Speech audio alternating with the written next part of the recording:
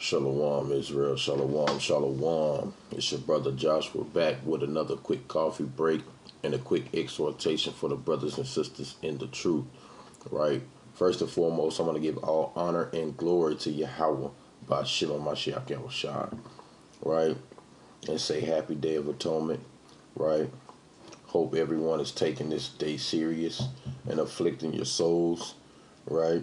And giving everything that you have to the Most High, man.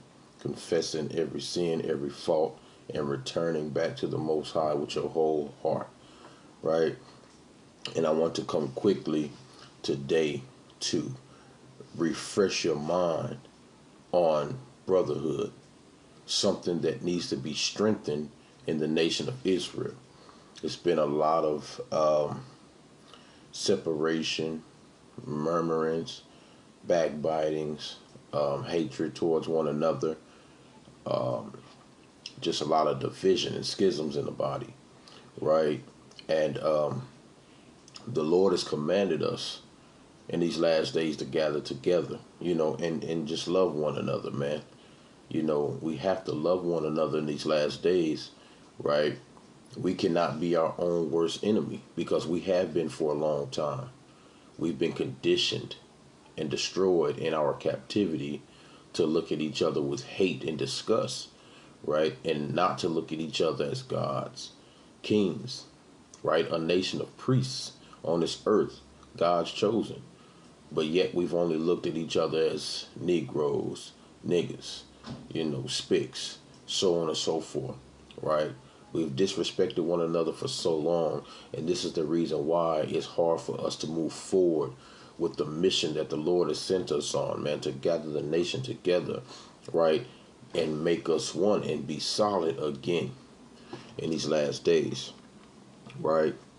I want to kick it off with this precept. This is the book of John, chapter 13 and verse 34, and it reads, A new commandment I give unto you, that ye love one another as I have loved you, that ye also love one another. But this shall be all men know that ye are my disciples, if ye have love one to another. So this is how you know that you're a disciple of the Most High, right? Is if you love one another.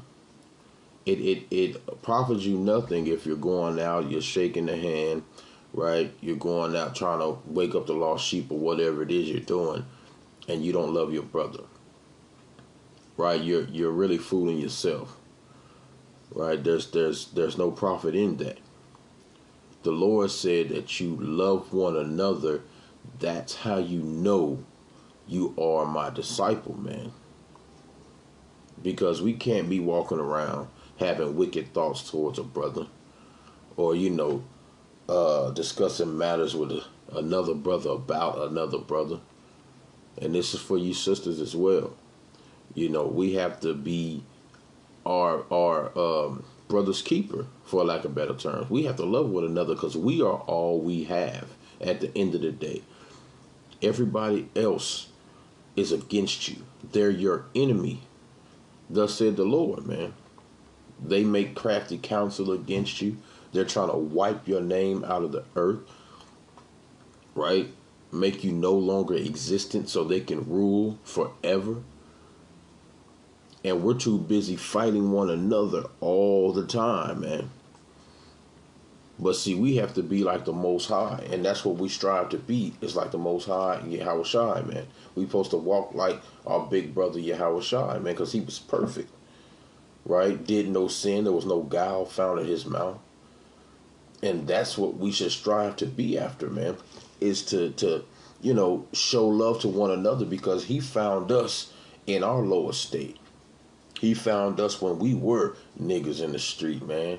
Gang banging, whoremongers, drug dealers, and users, things of that nature, man. He found us, and he showed love and favor unto us, man. So why not us do it for our brothers as well, right?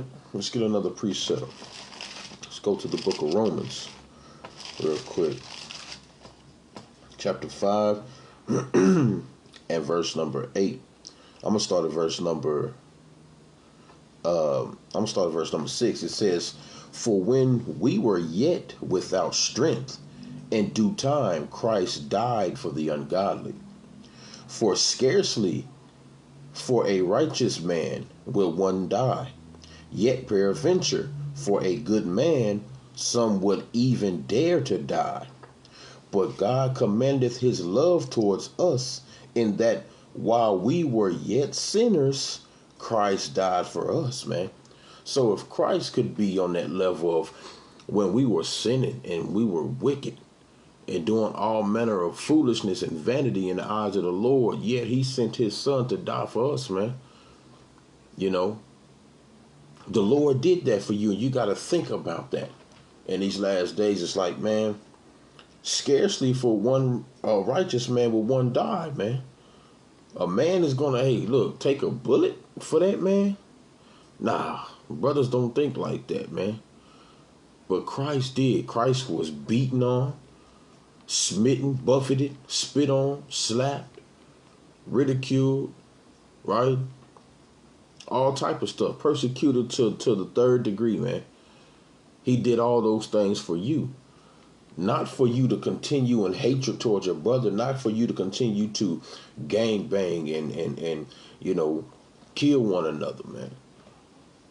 Right? The Lord didn't do that. He wanted you to gather together and begin to know that you are the gods of this earth, man. You are a holy and separate people. And that you should care for one another in these last days, man. And grow together and create the kingdom of God, because the kingdom of the Most High is in you. You have to do the work to build it. You cannot build a kingdom being wicked towards one another. What did the Lord say? A kingdom divided cannot stand. Right? This kingdom has to be built on, you know, righteousness and true love. Right? And we understand that in order to receive everlasting life, is we have to love. Keep the commandments, man, meaning love your neighbor as yourself. Right? And that's how you know that you become alive again, is when you actually have that love towards your neighbor, man, and not that hatred. Right? Let's get another precept. Let's go to the book of 1 John real quick. It's the book of 1 John. Chapter 3, and I'm going to start at verse number 13, right? 1 John 3, and I'm going to start at 14, and it says, we know that we have passed from death unto life, because we love the brethren. He that loveth not his brother abideth in death, man. So that's how you know you come to life, man, is if you love your brother. That's how you know that you can possibly receive that eternal life and make it into the kingdom of the Most High, is when you have love for your brother. And I'm not just saying, hey, brother, I love you, and that's it. That means nothing. Words mean nothing. You have to have that action behind it, man. Showing that love, that passion, that you know, making yourself selfless, right, for your brother, being there at all times, man. And it says, whosoever hateth his brother is a murderer, and ye know that no murderer hath eternal life abiding in him. Right? So even if you think wicked thoughts, man, towards your brother, even if you know, looking at him wrong and you got some type of, you know, hatred, indignation, whatever you want towards him, hey, man, you're a murderer in the eyes of the Lord. I mean, it's that simple, man. And no murderer has eternal life abiding in him. Right? So let's get this precept real quick in the book of Romans, man. Let's get the classic. Bro, this is the book of Romans, chapter 12 and verse 10, Romans chapter 12, I'm in 1 Corinthians. Book of Romans chapter 12 and verse 10. And it reads, be kindly affectionate one to another with brotherly love, in honor, preferring one another, man. Right? You have to be kindly and affectionate one to another, man, with that brotherly love. What's that look like? Having the fruits of the Spirit towards one another, man. Loving one another, having that patience, right? Be long suffering with your brother. You know, you may have let the brother borrow something or whatever, and the brother is kind of hesitant of, not being able to make that money back right then and get it back to you or whatnot, man. You have to be a little long, patient, and suffering with him, man. Long suffering and patient with him, rather, right? Don't just go at his neck and, oh man, I gave you to this day and you didn't pay me, man. Nah, man, forget you and blah blah blah, and you got to show some type of compassion and patience and, meekness towards your brothers, man. Right? Understand that we all suffer things. We're in this flesh, right? Satan can hop on brothers at any moment, right? You're still in captivity. Things happen. Things come about, right? And we're all going through similar things, man. So you have to show those fruits of the Spirit towards your brothers, right? Let's get there real quick, man. Galatians, man. Galatians 5:22, right? And it reads, but the fruit of the Spirit is love, man. Right? Joy. Having joy towards one another. That's a big thing, man. We don't enjoy one another anymore, man. A lot of times when brothers gather together, man, it's well, especially in the world, but even so in Israel, a lot of times, man, it's a fight happens, man. Something breaks out, blood touching blood, man. Somehow, some way, man. Somebody talking about somebody, man, or eye evil towards another brother, man. From across the room, you staring at a brother, man. You thinking wicked thoughts. It's madness, man. There's no joy to be together anymore, man. And that's the reason why the Lord brought you out of that world and out of that darkness into the light, man. To get those type of attributes and those spirits behind you, man. And it's not a lot of brothers, in the truth, but there's some, man, secretly envying others and things of that nature, man. Believe that, right? And it says peace, right? Long suffering, gentleness, goodness, faith, meekness, temperance. Against such there is no law, man. So you got to be tempered towards one another, man. Check your temperature, Jake, man. Having that compassion on one another. You got to check your temperature sometime. You can't have a hot head, going into a situation talking to a brother that you have an art with, man. You got to go in with a level head, and go in and respect one another, love one another, listen to one another when they're speaking, things of that nature, man. Handling the situation with temperance and meekness, man, being gentle, and that's what we need to start, bringing back to one another in these last days. There's too much separation and hatred, man, right, amongst the body. And when I mean the body, I'm just saying us as a nation, period. Right? It's too much. It's vanity that then crept in, and brothers allow spirits to take over, and they don't pay attention to the things until it's too late, man. That we have to all be, the same minded on everything, right? So we can be a well-oiled machine, man. We can all move the same way. And that same way is following Yahweh Shai, man. And trying to be perfect in this thing. Right? So let's get a precept real quick in the book of 1 Peter, chapter 3, and verse number 8. Let's see. Verse number 8. And it reads, finally, be ye all of one mind, having compassion one of another. Love as brethren. Be pitiful. Be courteous, right?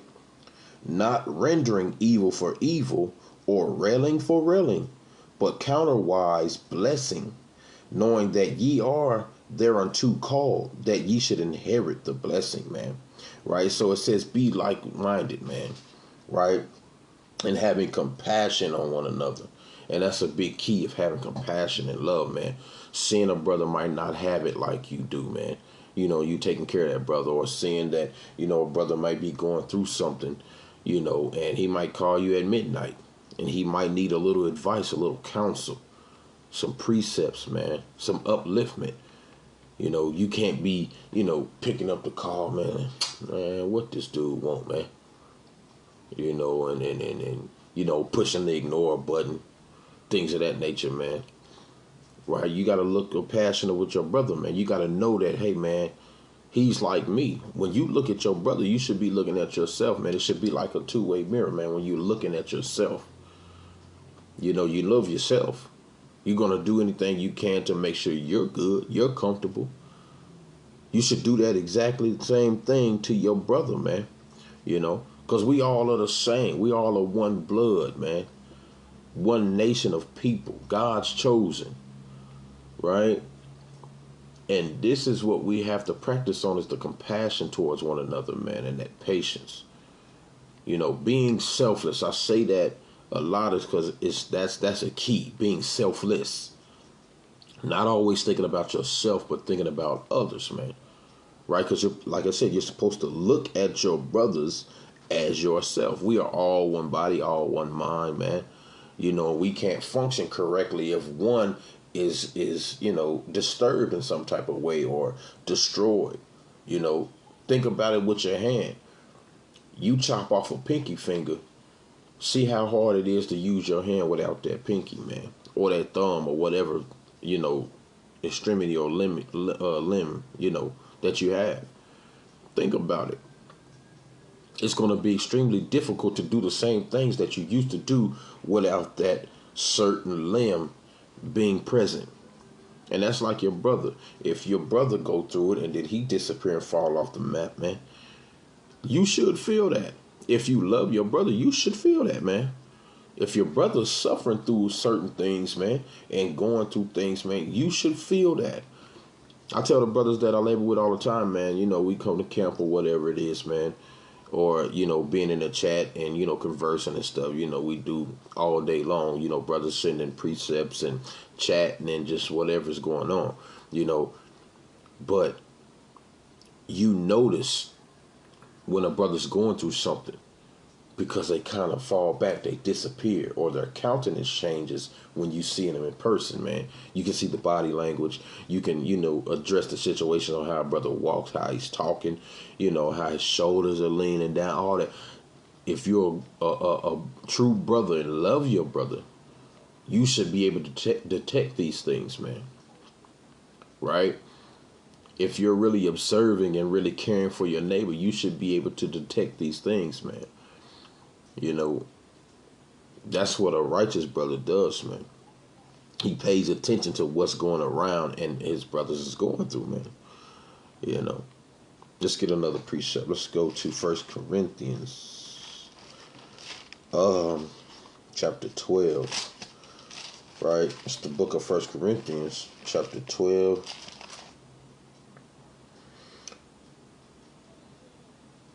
I'm going to start at verse 25, and it reads that there should be no skip. Matter of fact, I'm gonna start at 24. It says, "For our comely parts have no need, but Yahweh hath tempered the body together, having given more abundant honor to the part which lacked, that there should be no schism in the body, but that the members should have the same care one for another. And whether one member suffer, all the members suffer with it. Or one member be honored, all the members rejoice with it," man. And that's beautiful. I'm going to read 26 again. It says, "And whether one member suffer, all the members suffer." So that's how it should be. You being one body, one body, one mind, one spirit, and when one brother's going through it, all you brothers should be going through. You should all feel that, man. You should be feeling that, man, and suffer with that brother, man, and be his crutch, for lack of better terms, man. Right? In the time of need. And it says, "And if one member be honored, all the members rejoice with it." right? And I like to tell brothers, man, that, it's not about a single individual, man. You been up there teaching and things of that nature.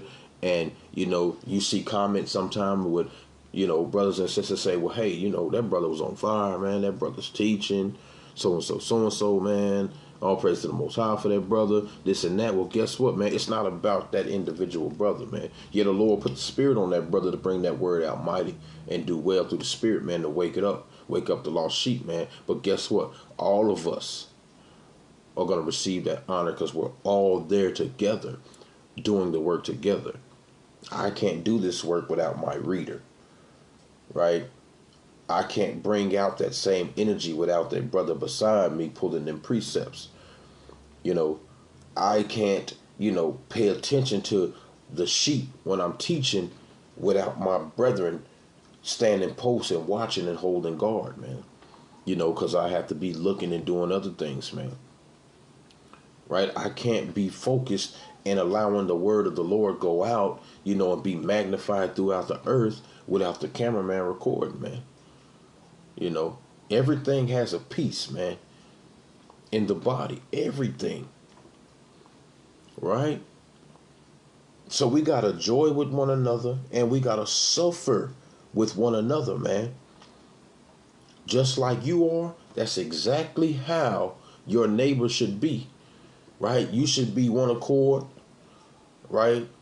Equal, moving as a well-oiled machine in that thing, man. Let me get this precept in the book of Sirach real quick. All right. It's the book of Sirach, chapter 6 and verse number 14. It says, a faithful friend is a strong defense, and he that hath found such a one hath found a treasure, man. So being a brother is a defense, man, because you can be absent and being somewhere else, man, and now, your name has been dragged in the mud or things are going on, in another place and your brother's there.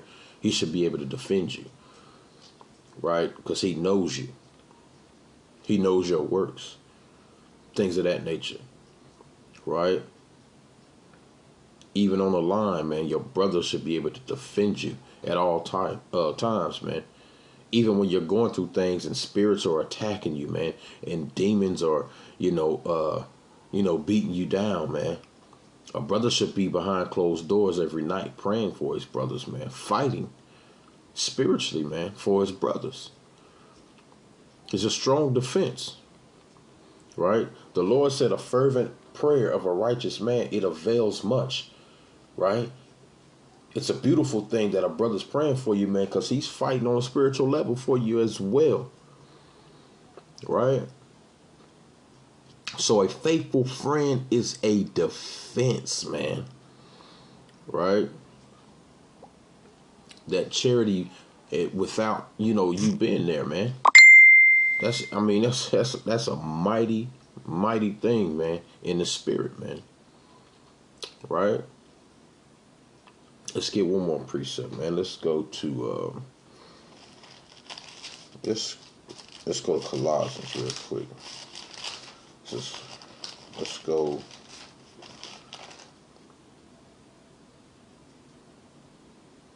Colossians chapter 3, verse 14. It says, matter of fact, I'm gonna start at verse 12, and it reads, put on therefore as the elect of God, holy and beloved, bowels of mercy, kindness, humbleness of mind, meekness, long suffering, forbearing one another, and forgiving one another. If any man have a quarrel against any, even as Christ forgave you, so also do ye. And above all these things, put on charity, which is the bond of perfectness. And that's a beautiful thing, is putting on charity for one another, man. Right? And not just for the people that you're close to, the brothers that you labor with, man, but the brothers outside, right? Those that are on the streets, those brothers that you don't even know, you've never seen before, man. It's a beautiful thing to show the love towards them and that charity towards them, right? Teaching the word, that's charity. If you see a brother in need and you got it, man, hey, man, give charity, alms, love, forbearing one another, man. And if you have a quarrel against one another, it says forgive one another, man, as Christ forgave you. Because remember, when you were in your blood, right, when you were being a heathen, being wicked in the streets, man, you know, the Lord forgave you and even brought you in this truth, had love and compassion on you, man. How much more should you be towards your brother, man, that's down and out, right, going through it, or even upset with you, man, right? We gotta love one another in these last days, man, you know, and that's how you know that the Most High is dwelling in you. If you love one another, man, that's how you know you have life in you. All right, let's go back to First John. Let's go to First John chapter 4. Right, it's the book of First John, chapter 4, verse started verse 11, and it reads, "Beloved, if God is God so loved us, we ought also to love one another. No man have seen God at any time. If we love one another, God dwelleth in us, and his love is perfected in us," man. Right? So you can't walk around saying that you love God, man, and then you don't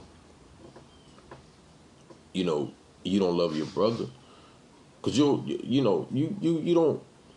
haven't even seen the Most High before, man. You talking about you love him, which you should, of course. But you see your brother every day, man, and you acting up and disrespecting and doing all type of manner of wickedness, right, to your brother. That's really off, man. But it says, no man have seen Yahweh at any time. If we love one another, Yahweh dwelleth in us, and his love is perfected in us. And that's what we're trying to pursue, is perfection, man. Right? Being perfect. That's what we want to pursue, is that perfectness, man. Right? Because we're not trying to be those liars. We're not trying to be murderers. Things of that nature, man, towards our brothers, man. Even though you're not physically out there, unaliving folks and stuff like that, you're still looked at the same thing in the eyes of the Most High, right? I'm going to jump down to verse 20. And it reads, if a man say, I love Yahweh, and hateth his brother, he is a liar.